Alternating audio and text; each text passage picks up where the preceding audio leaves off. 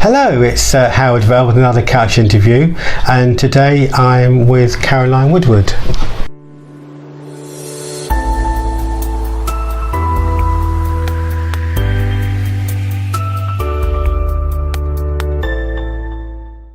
Caroline, so you're in network marketing for a number of years. Just briefly, how did you get into it? Gosh, that's a really good question, isn't it? Because I've been in it for 17 years now. So I got into it because somebody put a little card through my door, and I was intrigued by the words that were on there, and I thought, you know what? I'm going to be really sexist now, because there was a woman's name at the bottom, and she told me this really long story which I won't go into, and it was so implausible. It was plausible, and I thought, this woman is just so honest. So I did meet up with her. I went to our head office, which is in Warwick. I said to her, if this is sales, you can forget it. I'm not interested. Thank you for the coffee, but I am not interested. And she said, let me explain. She then says I grilled her for 2 hours. I don't think I grilled her, but she was saying stuff and I was listening, and I wanted to know the answer to the questions. So I went away because I wanted to think about what she said, because my head was buzzing with information. And I went to an open evening and I sat there and I thought, I'm in a sales presentation, but I'm not being sold at or to. And at the end of it, I had some questions, and I said, I'd like to think about it.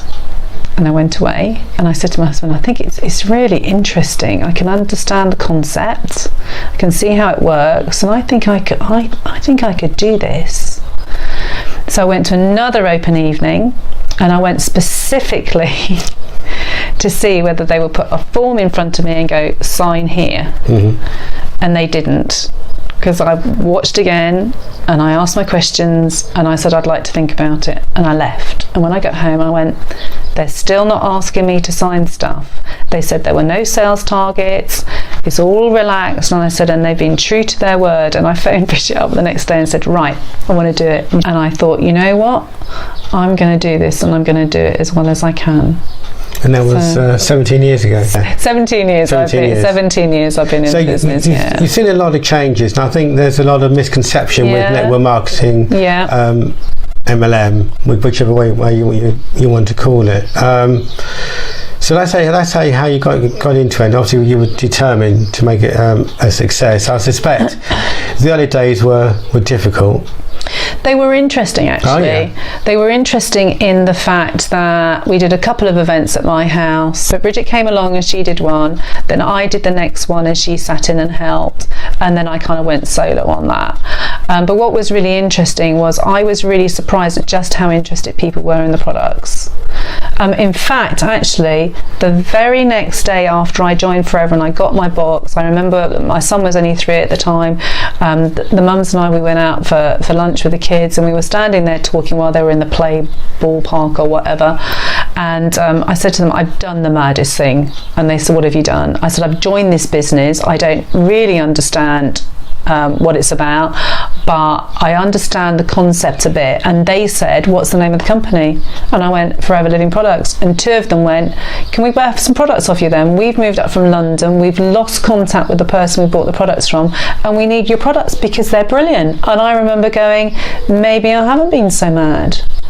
So I had some really early successes, especially on the retail side. I also had people looking at my business, and so I started to build a team, but then they started getting challenges about contacting people, and that was quite difficult because I was new in the team, and although I had Bridget's support, I didn't feel able at that stage to really help, so that took me longer just to kind of get to grips with how I should support my team.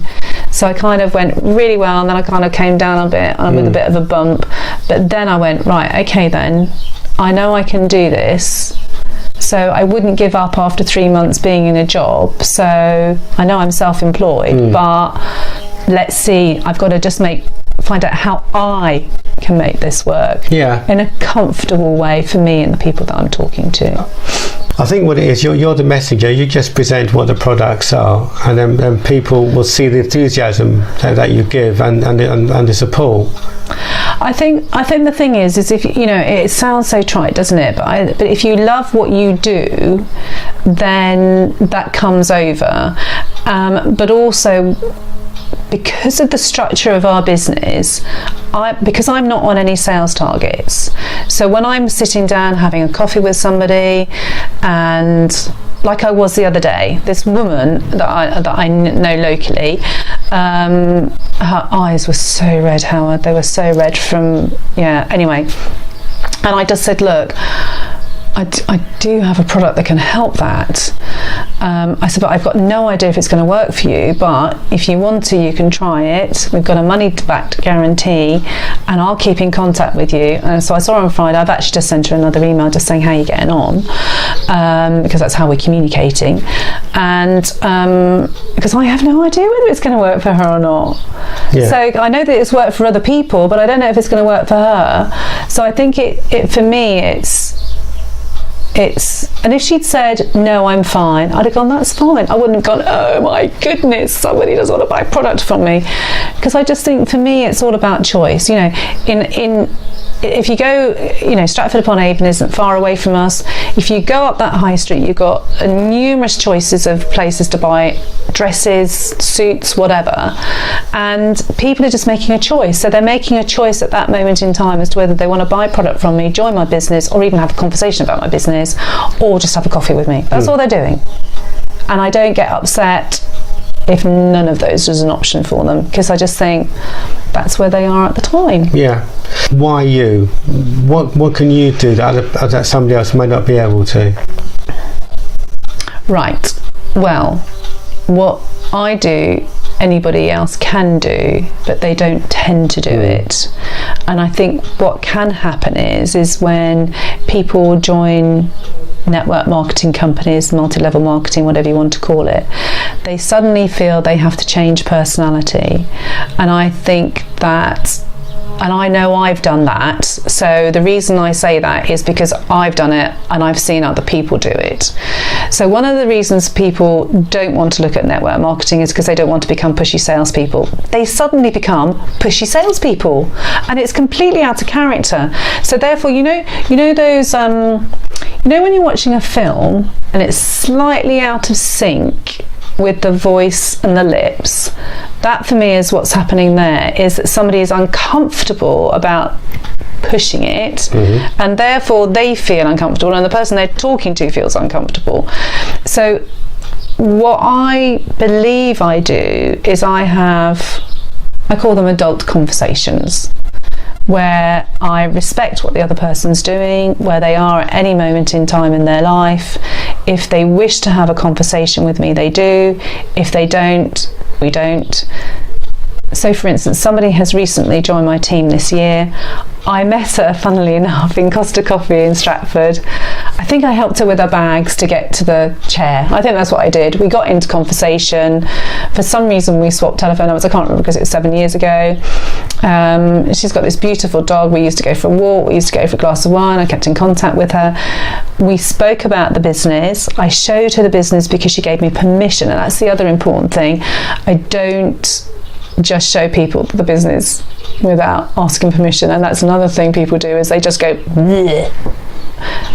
about their network marketing company, and she wasn't interested.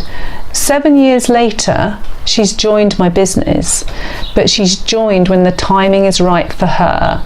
And for me, that is really important, that people who join my business when the timing is right for them and not for me, because then it's all about me and not about them. And for me, I would say that the most important thing, and the difference is that I am more interested in the other person and what I can do to help them, rather than being interested in me and what they can do for me. I would say that's probably my difference.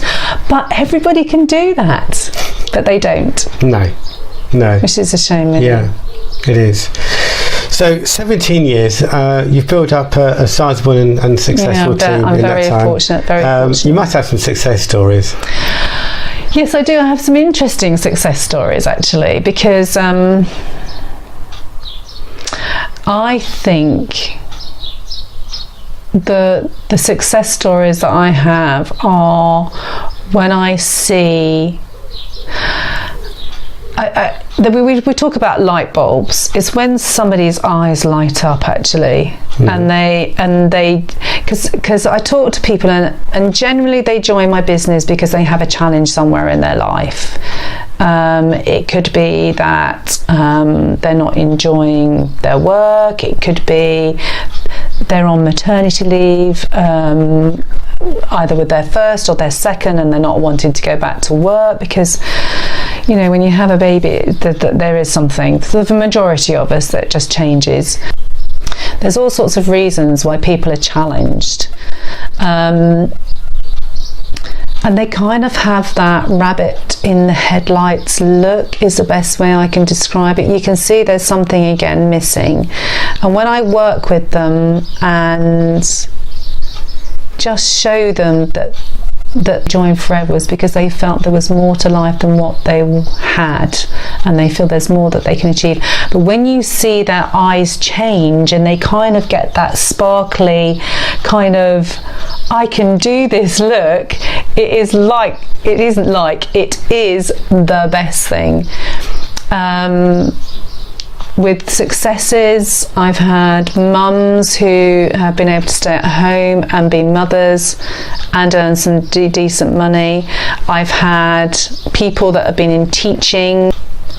So for me, successes are with what I've been able to do for people within the Forever structure, but also what they've gone on and done and led their lives, because that's what it's important to me. Yeah. Good. And how can people get hold of you, Caroline? What's the best way? There's all sorts of ways they can get in contact with me. They can locate me on LinkedIn, so it's Caroline Woodward, or on Facebook, or I've got a website, caroline-woodward.co.uk, or they can ring me. My number is 07778 402571. Excellent. So your LinkedIn details and phone number will be on the screen. So if that's whetted your appetite and you want a better way in life, no obligation, give Caroline a contact and see what she can do for you. Caroline, it's been an absolute pleasure. It's been a pleasure as well, Howard. You're an absolute sweetie. Thank you very much. Thank you. Thank you.